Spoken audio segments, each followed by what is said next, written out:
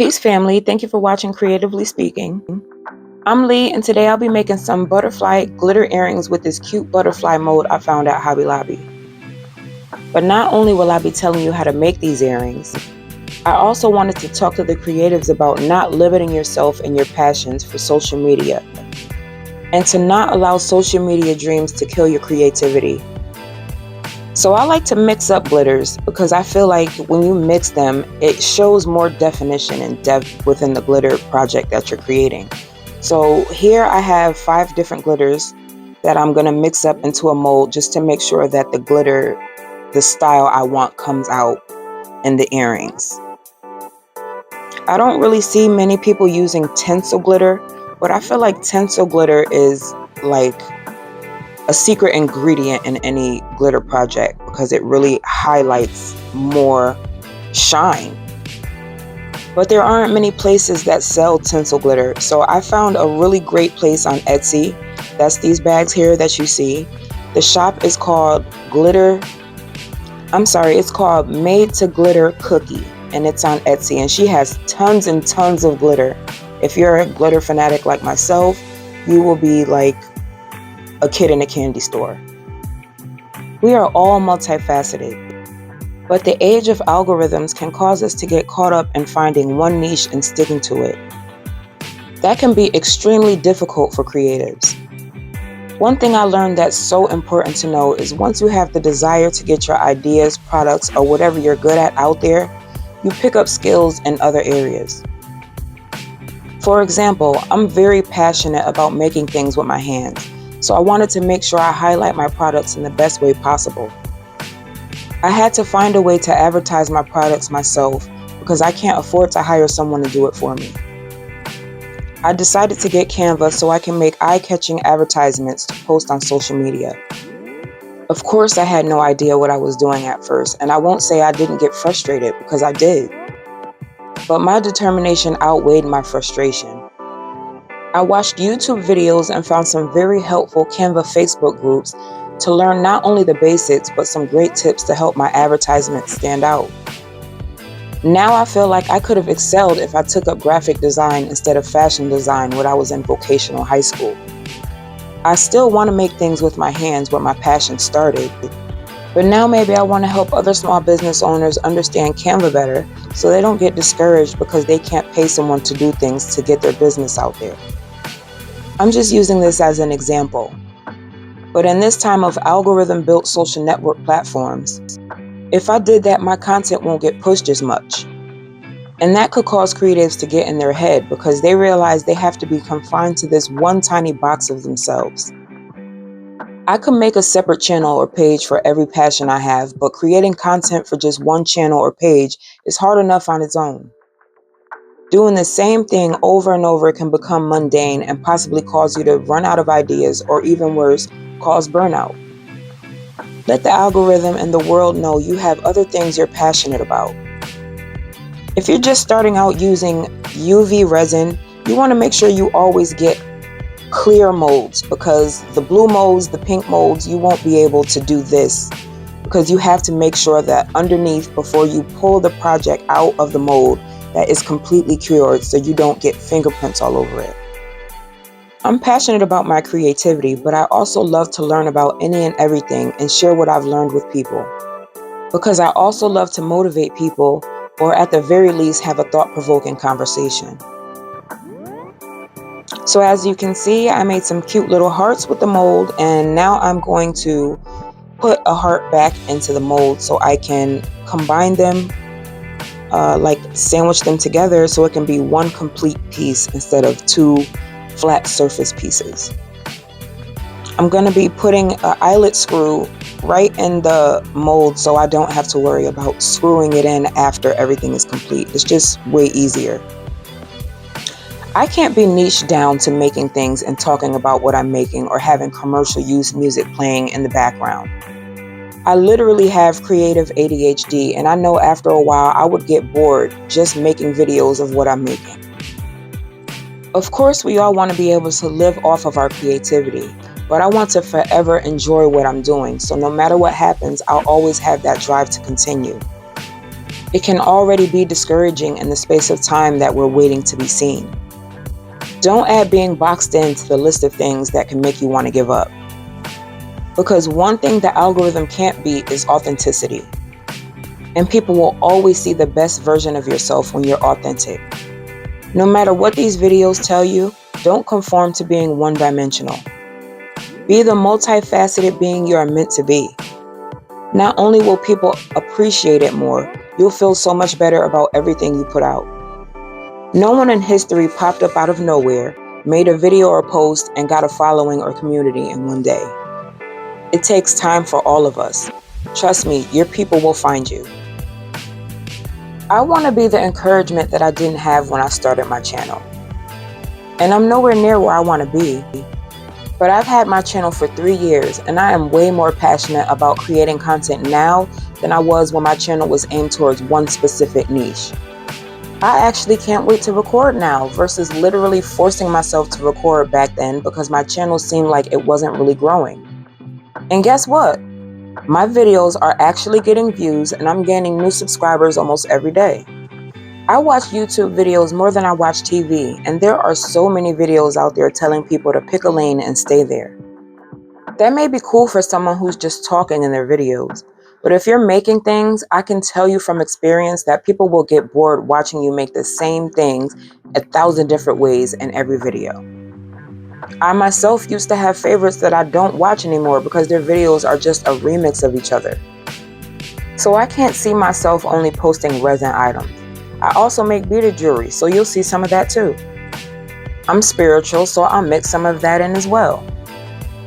I'm transitioning into a healthier lifestyle, so maybe I'll share some of those tips as well. And clearly I like to talk. So yes, of course, my thoughts will also be included. My channel will be 100% of who I am, not just 20% of something that makes up part of me. So here I'm just going around the edges of the heart so I can seal up the cracks so it's one seamless piece instead of two separate pieces. Kind of symbolic to what you'll be doing when you stop listening to what works for other people and create your own way. Do not use fractions of yourself to create your own space. I guarantee you will end up way too big to fit in that tiny little space. Not only will people gravitate towards you more, but you will feel so much more fulfilled in whatever you're doing. Use your whole heart so your space is different from everyone else's.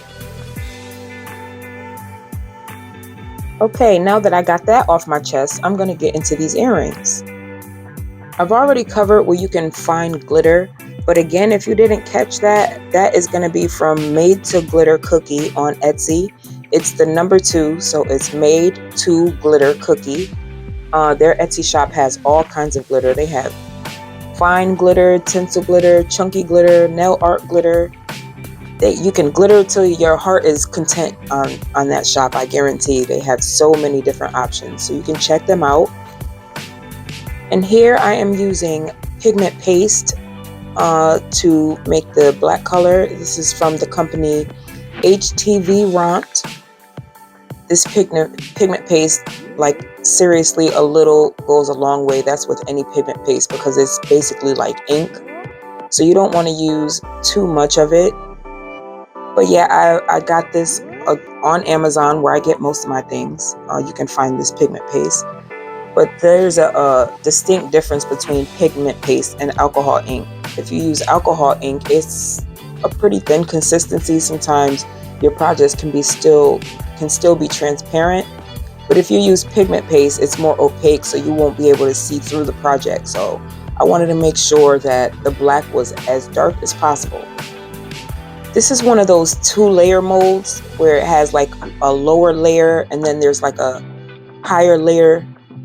So you can have like 2 dimensions. So I'm just filling in the black and the cracks of the lower layer so that it will be, you'll see how it looks at the end. It's more 3-dimensional. But you want to make sure that when you're filling in the cracks, that there's no tiny little bubbles in there. You really have to look closely because with this mold, the lines are so small. So you really have to like look close to make sure that there's no bubbles, especially if you're using black, because they will be really hard to see. And if you do happen to get bubbles in your piece, when you demold, you're going to have little divots in the part where the bubble is. So it'll create sharp edges where that bubble would be. So you really want to make sure that that doesn't happen.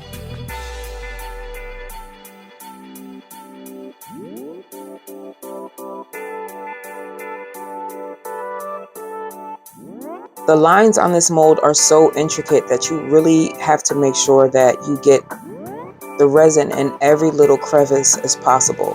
And you can do it like I am, or you can use like a toothpick or something smaller.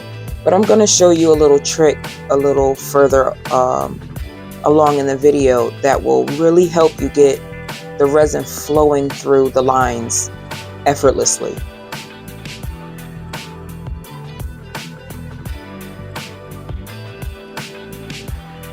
So if you just sit some of the resin right on top of the lines and spritz some alcohol on it, it really just makes it flow through the lines, like literally with no effort. And not only will it make your piece bubble free because the alcohol will pop the bubbles, you know, it'll make you not have to sit there and do what I was doing just a little while ago, trying to get the resin into every single crack on my own. So if you have a spray bottle and some alcohol, 90% or 91% and up alcohol, don't use anything thinner than that. Just let that help you.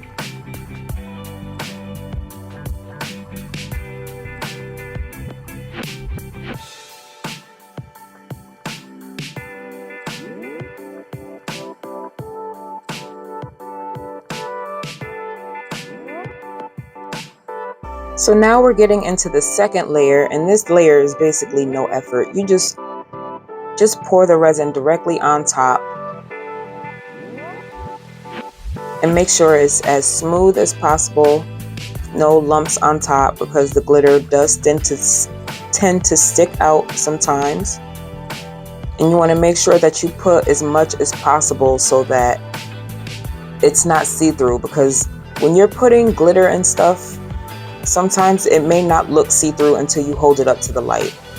And in this piece, I wanted to make sure that you don't see any light through the glitter. I just want it to be all glitter. So you have to make sure that it is as filled as possible.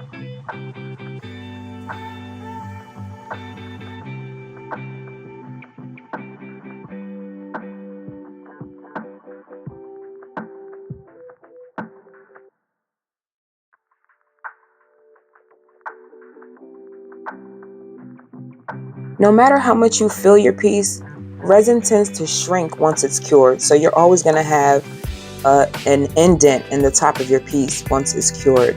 So you always want to make sure you dome your pieces.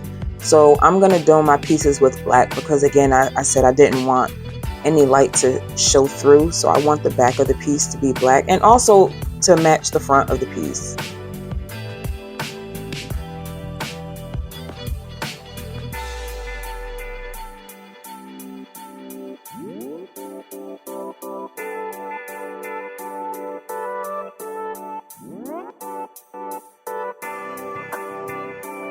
I'm going to be doing something different with this pair, so I'm just going to make the back of it another color. And also just because I wanted to see how it would come out, because I know how the black looks, but I'm not sure how white looks.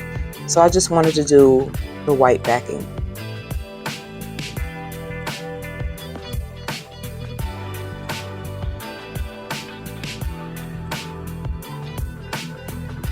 So now that everything is cured, I'm just going to demold and see how sparkly that is.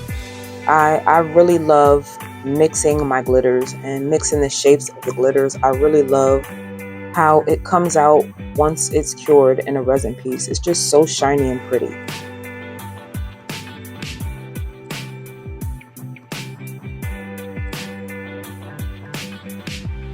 I'm going to be doing something a little different with this butterfly. So this will be the last time you probably see that butterfly in this video, but you will see that butterfly piece in another video. So stay tuned for that.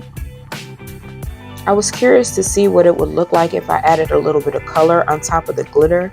So I just used a little blue transparent resin so you can still see through it. And I wanted to see the difference in the colors and the sparkle.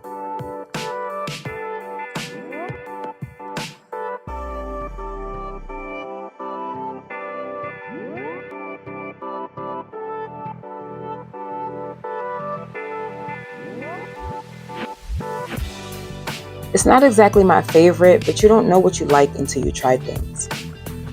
So now I'm just going to be adding all the findings to the earrings.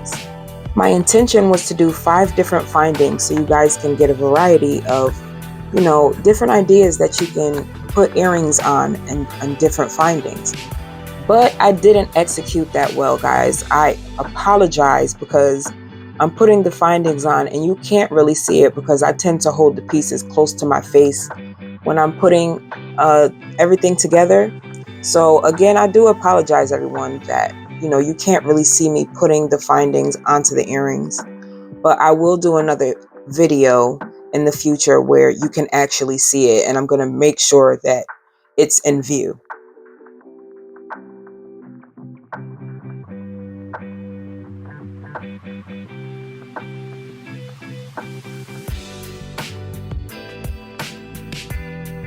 Here I was aiming for the butterflies to dangle right in the middle of the hoop, but I miscalculated my measurement when I cut the chain. So my problem was I didn't account for the jump rings that were added to it. So they did hang a little lower than I wanted to. I may make another pair just so I can get the product that I wanted to make, but I just wanted to showcase that, sometimes when you create things, it's not always as, you wanted to or as expected. Although it still may be nice, you still have that thing inside of you that says, oh, well, that's not how I wanted it. Even though 100 people can tell you that, it's so nice.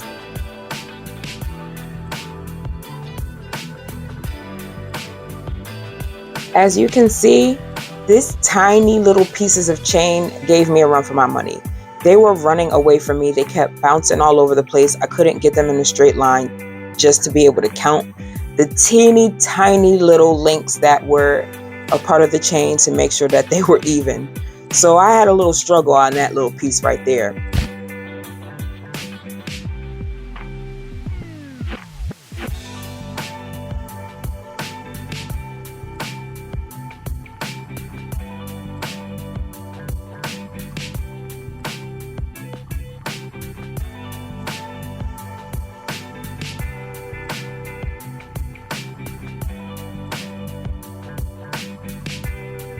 And here is some more struggling from that teeny tiny little chain that I was working with, trying to get the jump ring attached to it.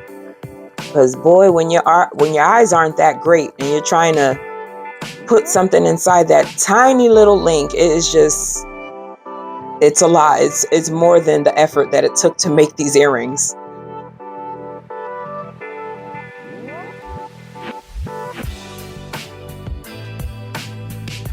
An issue I used to have when I used to separate the jump rings, I used to just put a needle nose plier in the middle of the jump rings and spread it.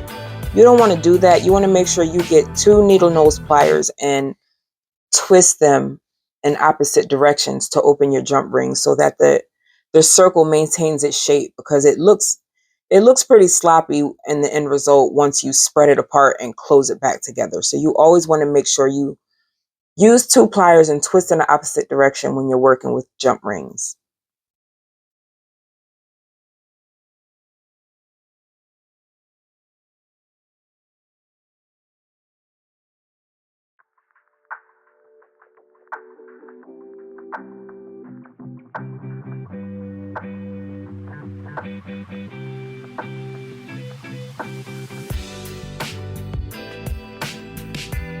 These little hoops that I'm using are actually earring beading hoops. If you wanted to get some for yourself, these can, of course, be found on Amazon, or you can find them in any, Michael's or Hobby Lobby or craft stores. But they are actually beading hoops. But I wanted to make something different with them. So I decided to use them for my butterflies.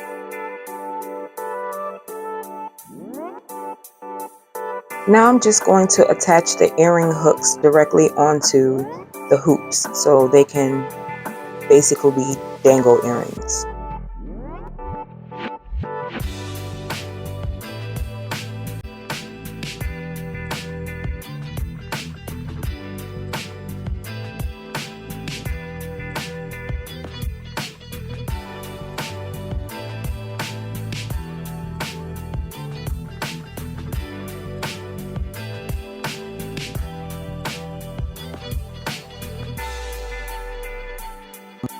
The earrings that I put the blue on will be getting the kidney hooks. These are called kidney earring hooks.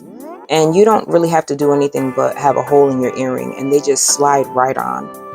And they are basically like dangle earrings.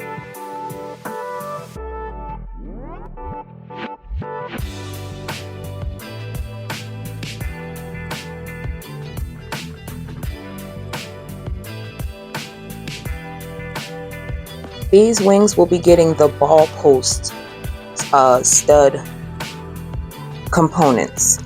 It's basically the ball with the stem on it, and you could just, stick it in and it'll make these dangle earrings. They have a little hoop on the bottom of them that you can attach things to. So if you like the ball post, you can purchase those also from Amazon. These wings will also be getting the wire hook earring components, or also called fish hooks, if you would like to look those up and purchase those.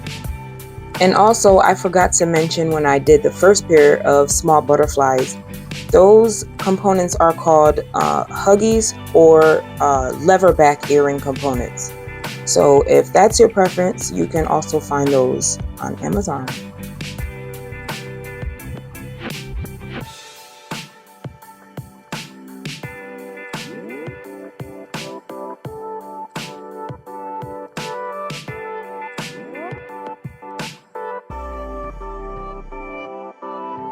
The ending result of these earrings are just so pretty and sparkly. Like, these videos actually do them no justice than what they look like in person.